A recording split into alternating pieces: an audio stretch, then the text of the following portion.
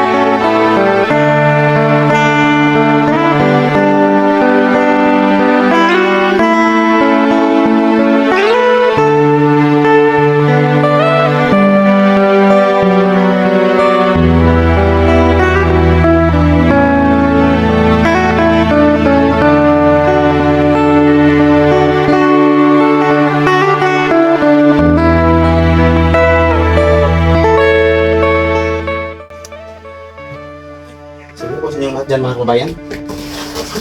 Ngayon po ay pupuntahan natin si Nanay Lorna. Dala natin ng mga kababayan. Bigas.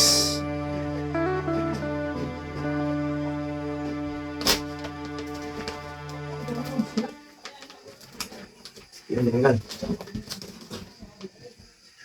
So, pinustahin natin si Nanay Lorna mga kababayan. Hindi namin siya nakasama kanina kasi po, andun siya sa kanyang sakahan. Dito po yung bigas ni Nanay mga kababayan. Pinuntahan ko siya doon.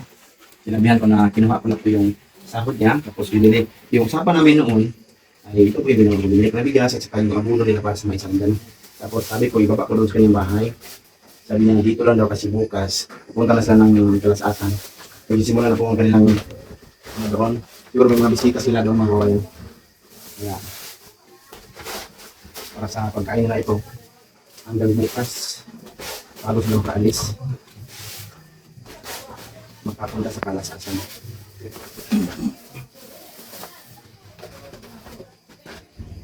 Talian natin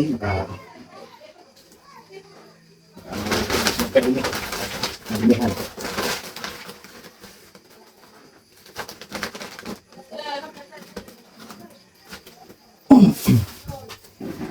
Punta natin sila ng mga kawain. Tapos dalhin ko yung listahan ng kanyang sahod. Ilan yung nabawas. So ngayon mga kababayan, andito na tayo kay Nanay Lorna. So andito po sa Nanay Lorna mga kababayan. So matagal kami hindi nagkakita ni Nanay. So hindi namin siya nakasama kanina sa pagpunta po ng Panabo kasi po doon siya sa kanyang sakahan. Kumusta man yung tanong nito? Ano, sa Kidilog po sir. Oh. Anang kuan. Okay na po ang mga mais ako mang gibidyo. Na wag mga Vlog, mali na po ang kuan. O kanang mais na pa po sir ang nagtanong po pa po sa mais ang kuan ni Chris kay hapit na ginamo ang Chris ako ni Ikaw na nagkatiman? o ako ang gipagbasan po diri mga kilid para di punaon sa ilaga. So sabi ni Nanay mga kababayan na okay na po daw yung tanim nila doon sa Kibilog, yung mais. Nagbunga na. Tapos yung tanim daw ni Chris, nagsisimula na din po nagbigay ng bunga. So nilinisan na yung paligid para po hindi atakihin po ng mga daga. Tapos ngayon mga kababayan, so abangan nyo lang po yung video namin mamaya, no? Pag usap-usap namin Nanay. So magsaing muna si Nanay kasi gabi na mga kababayan, no? Anong oras na yun? O binilan ko na si Nanay ng ulam nila mga kababayan para po hindi na siya Paborito. sarap. Para hindi na siya magka-problema mga kababayan sa kanyang pagkain sa iilang araw. So mag-budget na Nanay. So tingnan nyo yung binili namin kay Nanay mga kababayan. Yan po, sabon. Meron ng sabon. So meron ka ng dilata, pang ulam, tapos meron pang noodles. Kasi yun lang yung namin kanina. Akala ko kasi na wala kayo dito ngayon. Oh. Andun pa kayo sa sakahan. Ano po sir? Kung bibili kami ng isda or manok, so pwede man sana yun, may freezer lang. Ano po sila? Ako po nagpalit. Sina, pagluto sanay, paglungag sa kayo para pampanihapon, makapanihapon. Mas tatay. Sakit ang tiyan. Ano ang sakit ng tiyan?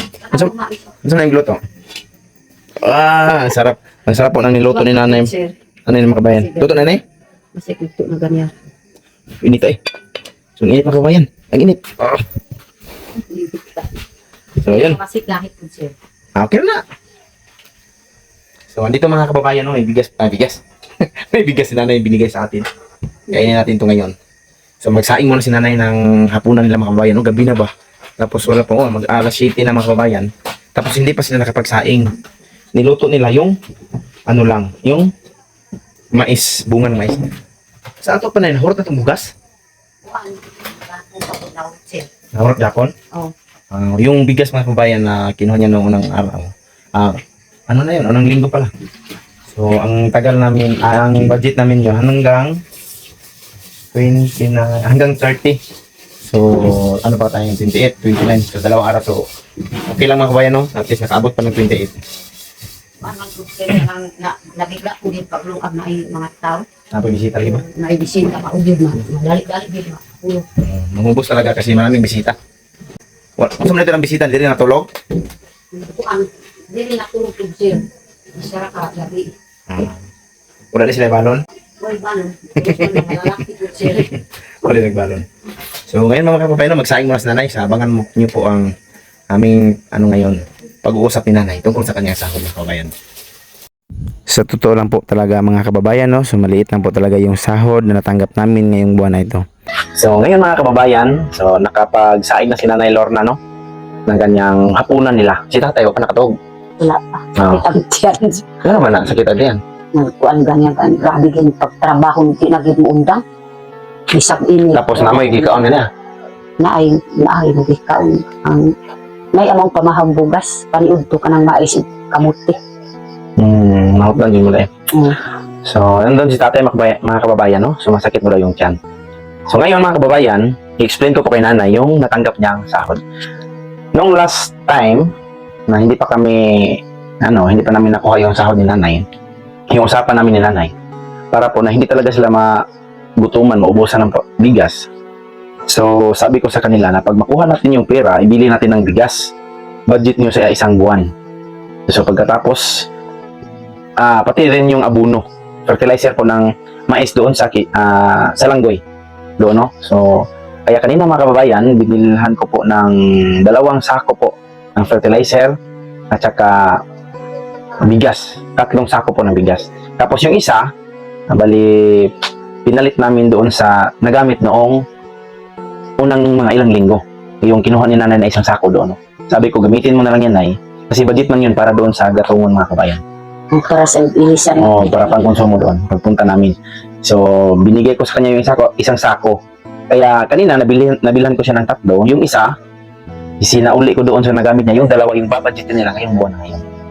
So, tapos yung fertilizer naman, nung unang buwan, sige na So, inayos pa rin na yung mga kawain na, yung niluto niya. So, yung kinuha na fertilizer noong unang buwan ba yun? O unang linggo na? Sa buwan ba ng Mayo siguro pa rin yun? Yung naglagay sila ng fertilizer doon sa Langgoy at saka yung medisina dahil nag-ano man kami, nag-usap na babayaran pag matanggap na yung sahod. Kaya binayaran namin yung abono at saka yung medisina. Kasali na po ngayon. So ito po yung nakuha sa pera ni nanay mga kababayan, no? Dahil po yung natanggap ni nanay na sahod so ay 11,000. 11,300 yata pala mga kababayan. So meron pa pala yung sobra si nanay doon mga kababayan, no? 11,300. So titingnan ko muna doon sa picture. O i-overlay ko dyan mga kababayan. Tapos titingnan ko mamaya matapos na i-video kasi yung nadala ko dito 11K lang. Tapos 1K na lang yung natira mga kababayan kasi ito po yung nagamit. Ayan, no? Na medisina nung una, nung nag-spray sila doon, 1-2 man yun. So, hangi ako ba? Humingi ako ng tawad. Pinatawaran ko sa, kung pwede ba 1K. Kasi kay ano man yun, kay papa man yun mga kababayan. So, kahit wala pa si papa dito, so okay na yun, bigyan ko lang ng yun ng 1K. Tapos yung abono naman, kanina, 2 sako, tig 1,150. So, dalawa yung binili ko para doon sa may isa na nanay. So, nagbayad kami ng 2,3. Tapos sa bigas, 3, tig 1,2 na yung kuha ko. So, 3,6 yung 3. At saka 1,3 naman yung abono na nabili namin dito noong unang mga linggo. At saka nag-grocery kami kay nanay, ito, bumayad kami ng 893. So, ang total po ng nakuha sa pira ni nanay mga kabayan ay 10,083. So, 10,083 tapos 11 man yun. Pero tingnan ko pa, nakalimutan ko kasi mayroon yung mayroon yung sobra 11,300 ba na 200. So, hindi ko nakasali para sa total. So, dadagdagan ko lang mamaya. Tingnan ko muna yung picture na So, ito yung sobra mga kabayan. So, siya na bala to. Isipin mo na yan na kasi meron pa bang ulam dyan. Salamat po sir. Din, pwede rin kayo na magkuha ng mga gulay dyan yung tanim natin, no? Salamat mga gulay. Para mas healthy. Mas okay yung ulam ninyo. So ito po yung natira mga kababayan sa sahod ni Nanay Lorna, no? Hindi namin siya nakasama kanina. Sinabi ko na kanina na andun na siya kanya sa kahan sa Ibilog. Kaya hindi siya nakasama sa amin. So binilhan ko na lang si Nanay dahil nag-usap naman kami. Binilhan ko na lang siya ng bigas at saka yung mga groceries, sabon, yung magamit niya sa pagdigo, paglalaba, yan, so mga tuyo, para hindi na si Nanay mahirapan. Meron ding mga magamit niya sa pagluto ng gulay. So andyan na. So yun po yung yun lang po yung natira sa sahod mo, no. Yun po sir. Mabuti na lang at umabot ka ng 11K. Mayuman po dito magpalit ka ng barato pa po dito. Sa Barato. kapalinan po sir. Panabo mi na kay namin gikuha adto mi sa katong sa Panabo kami pumunta kasi meron kami kinuha at saka pinuntahan din namin yung kasamahan nila ni Boss Viking Bombay na namatay nung unang araw. Anong araw ba yun? Sabado. Sabado. Nung Sabado. So mag 1 week na yung bukas. Ay, Biyernes pa ba no? So sa Sabado mag 1 week po. Simula nung namatay siya, na disgrasya. Nagkasagupa po siya ng isang motor. Siguro lang walang ilaw. Tapos disgrasya talaga yung nangyari. Kaya pumunta din kami doon. Kasama namin si Mama Aya, si Sheila, saka si Kubay. Tapos hindi namin nakasama si Nanay, si Ninita, kasi po si Ninita yung naiwan kay Kayla. Kaya hindi man sinama ni Nanay Lorna si Kayla sa sakahan niya. So, karon na, may mong wala ka nalain na, hindi pa malit. Wala man. Malipay ko din na kumpletong sabon, gulay. Dirigid kay mahal man paliton. May pagkat dito sa Panabo. Barato lang po ang paliton dito. Medyo na. Medyo kan. So okay ra sa imo ha. Nakuan. So mayon man. Para mabudgetan gid mo ba? Tapos unsa may diskarte nimo ani karon para dili mo mahugdan ba kay katon lagi. Wala ba ito kaabot sa limit, no? Sa limit na to. Datong kuan. So tanungin natin si Nanay Lorna mga kabayan kung ano yung plano niya na gawin sa kanyang bigas doon. So, ano man, ihatod na doon tapok, budget? Ang kuan po sir, diya lang sa tindahan? Sa tindahan. Kung maurutang ko bugas, kuan ka? Yun na po sa imo ha. Sige. Kung diri po sa balay, dali lang kit mahurot kay tanaw man gid ang tao na may mga bugas po diri sulod na mabigla po pag lungag. So ano lang na yung diskarte na para dili gid mo mugot man. Pareha anak ka ng pagsakit ni tatay, ni Ray. Posible anak na yun. Asin, napasmo-pasmo na sila. Kaya naubusan ng bigas. So baka yung pagkakasakit ni tatay ngayon at saka yung paglalagnat ni Ray, baka pero nahilot na si Ray. Naplasan mo? Ako giplasan sir. Ang isa po wala. Kasi baka dahil yan sa naubusan, baka napasmo. Iwan ko ano sa Tagalog yan. Pasma? Ano ba? So, ganito na lang gawin mo na yun. So, andun yung bigas. Kukuha ka ng budget niyo sa buong araw lang. Pila may magasto niyo sa isang adlaw. Upat naman mo, 2 bata. 2 kilo. 2 kilo rin? 2 kilo rin sa isang adlaw? So, 2 kilo. So, kukuha ka doon ng 2 kilo. Budget niyo yan sa isang araw. So, pag merong bisita na darating sa problema lang, no? Pag walang dalang bigas, walang baon. Mga layo pag yun sir, maugid na kanang sige ko gid makayaw-yaw kay dun tining ato ang silingan makayaw na Ano man gyud ikaw gyud na bagway ka pa diri nga naman na ikaw ra gyud tapukan og tawo. Imong pudaan na pud sa ako bisag sa ako mukuyo dito pud ang mga ako ang mangkaila sige ra bisita. Pero na pud ang uban na balon na ay uban wala gyud. Una mahurot din mo budget. Yun na akong bandit na mahurot kay isyon man gyud sir na di ko gyud mulungag na naitaw. Kati Di ba di sila mapalit na Di sila mamalit? di man mamalit pud sir mao gyud akong bana gyud masuko. Ingon pud akong bana may papud ka nang gikan pud sa layo nay pud moabot diri mo kay bugas para di ta maurtan og bugas. Lagi Pud no. imong patay sige yaw-yaw. Kay kamo mo mo kan labi na ng mga bata. Loy kay mga bata. Bisan ta mo. Kampas mo mo. Sige gani hilak mo si Kayla mga yi basta bitag na din man tudo na sa diri. Ay kanon. Kanon na pud sayo magpangayo. Yan. Masuko ko sa mga kuan ba. Kay kayo rin yung kawawa. Sabi na nanay mga kababayan na yung kapitbahay namin nakapagsabi daw kay nanay na bakit daw bagong-bago pa si nanay dito pero nakikita nila na si nanay talaga yung pinupuntahan po ng mga tao may bisita daw na kilala niya. Sabi ni nanay na kahit noon daw sa kanila kanilang tinirahan noon pinupuntahan siya ng kanyang mga kakilala na mag-anak yung tirahan niya noon. So ano ba ka nanay no? Maugid ka tingala ko gud sir. Bisag wa pag yun nang tabang si biyahe mo sa kuha. Anak na gid ang kuan. Siti magyud sa akong kahintan. Bisag mga kamuti na lang ka ng una pang panahon. Madoy ako sila. Di po hida po sa kuha. Bisag kamuti na lang ako paniyakon. Kung pamahaw kamuti. Kaon na po sila? Bukang po siya kay mga luman. Kaon na po sila na kung ano sa inyong pagkaon. Oo. Di kayo pag lamulakaw, dito kayo po. Oh, dito gapon mo tulog. Usahay mga duha ka adlaw. Ingon ko ayaw lang kabalak ka kay inirap kamuti. Ito ang palyakon, ang pamahaw. Ingon man po siya, kiniman po datong kinaon. Di man mo palit og bugas na may kwarta. Pero Di ba rin? di man mo palit. So sabi ni nanay mga kababayan, kahit noon pa daw hindi pa siya nakita ni Sir Paul, hindi pa siya natulungan ni Sir Paul, sa bukid, doon sa kanilang bahay noon, dinaragsa siya ng mga tao. Mga kilala, mga kaibigan niya, pati yung mga kamag-anak niya. Kahit po daw yung pagkain ni nanay, kamuti, kamuting kahoy. So kung kakain din yung mga bisita niya, kahit ganun yung pagkain, hindi umuwi. Sabi ni nanay, doon pa rin natutulog daw. Hindi, nagtaka din nga si nanay kung bakit talaga pinapasyalan siya, pinupuntahan siya ng mga tao. Kasi ano man lang yung pagkain nila, kamuti at saka kamuting kahoy. Kaya yun ang pinagtakahan ni nanay, sabi niya. Kaya ngayon, kahit anong gawin ni nanay, yung ginagawa ni nanay ngayon mga kababayan, hindi na siya nag-i-stay dito. Lalong-lalo na ngayon na wala pang klase. Umaalis si nanay. Kanina pa siya na balik dito. Kanina pa, no? Oo. Nung ilang araw siya na pumunta doon sa kanya sakan. Kasi po, nung ilang araw din mga kababayan, daming tao dito. May mga lasing, marating dito lasing. Oo, daghan. Maingay. Yung mga kapitbahay namin ba, baka magagalit. So, ang ginawa ni nanay, dahil hindi niya man mapigilan talaga yung mga bisita niya, kahit sino, hindi na siya nag-stay dito. Pumunta na siya ng kanya sakahan, nag-aasikaso na ng kanyang mga tanim.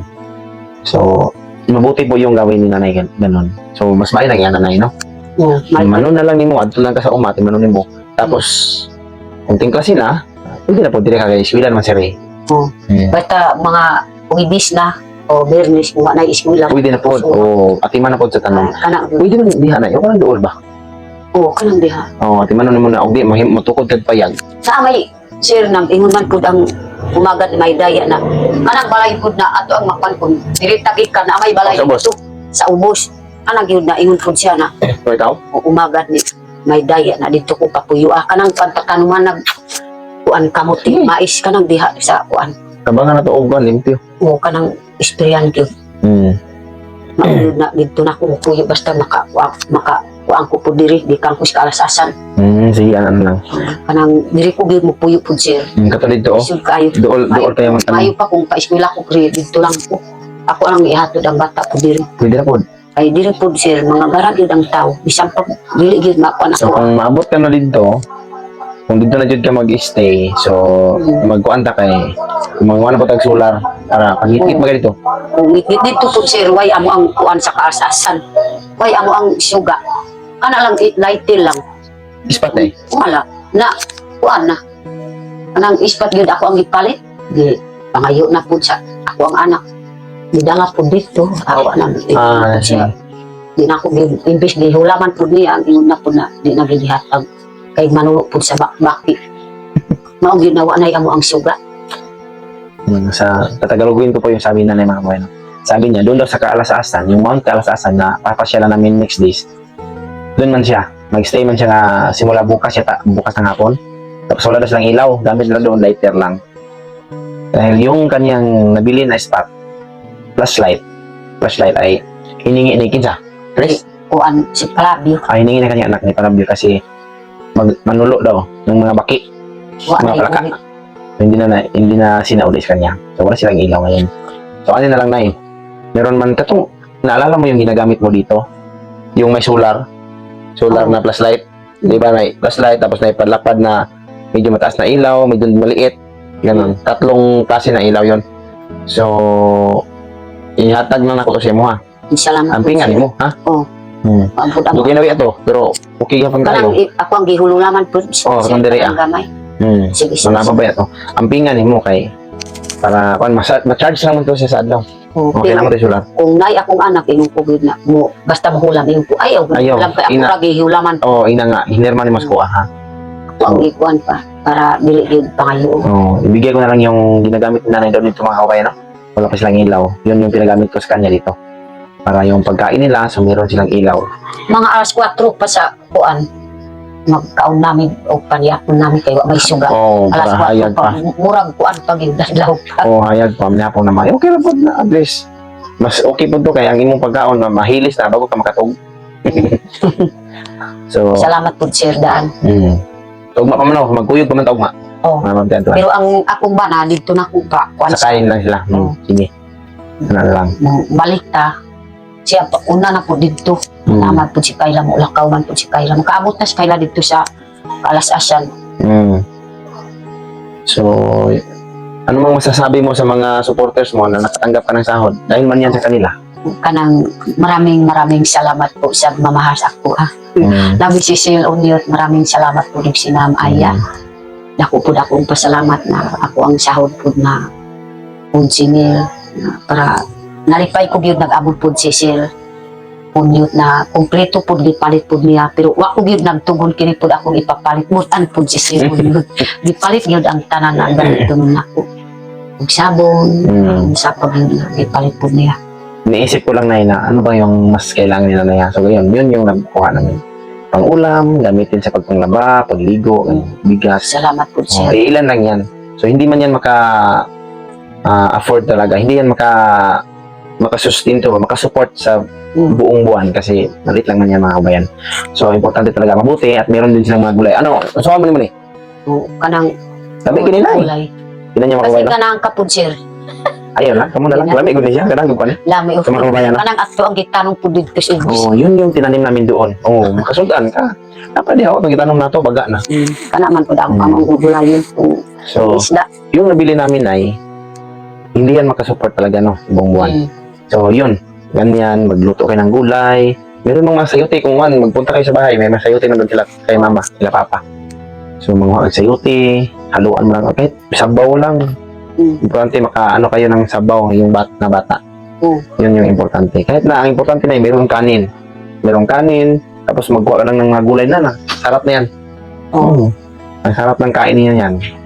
Dahil meron ng kumpleto, may ulam na, meron pang kanin.